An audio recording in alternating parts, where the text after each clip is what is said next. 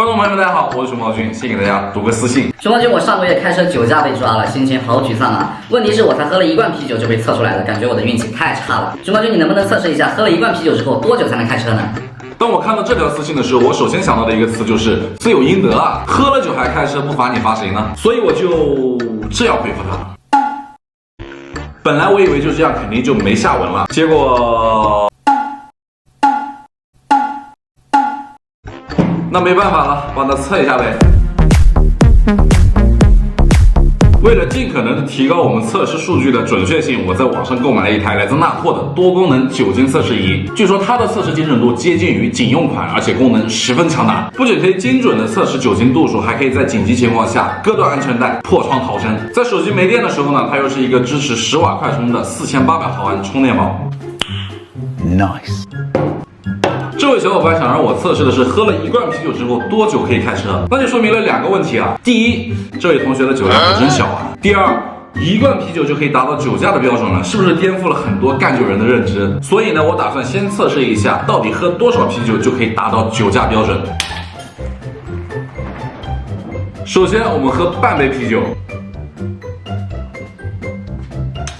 接下来我们取一下这个酒精测试仪的保护盖，它是一个磁吸式的设计啊。然后我们直接按这个开关键，滴的一声，它就进入了一个10秒的预热。这个酒精测试仪看起来就是比较高端，比那种塑料材质的手感好多了。好的，再次的滴一声，它就可以测试了。我们直接吹气。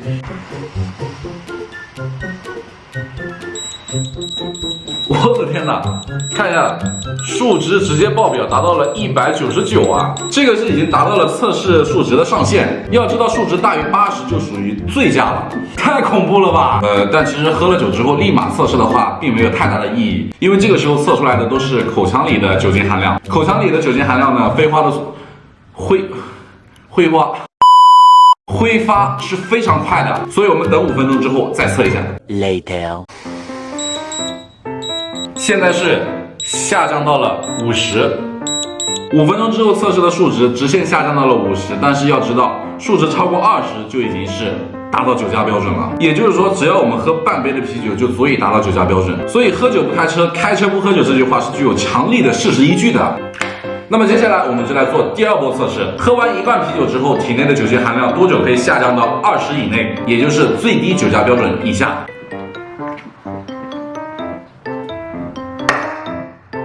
从现在开始，每隔20分钟我们就测试一次，并且记录下来。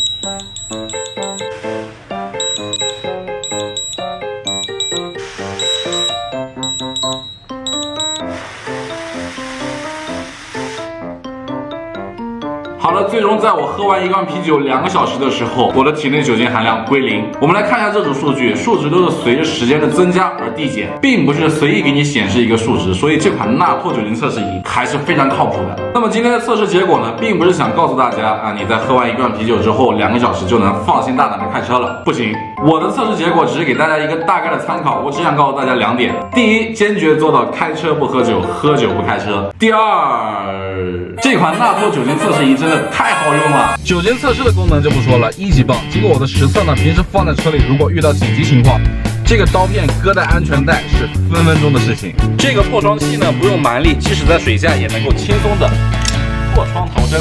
当然了，它作为充电宝的功能也是杠杠的。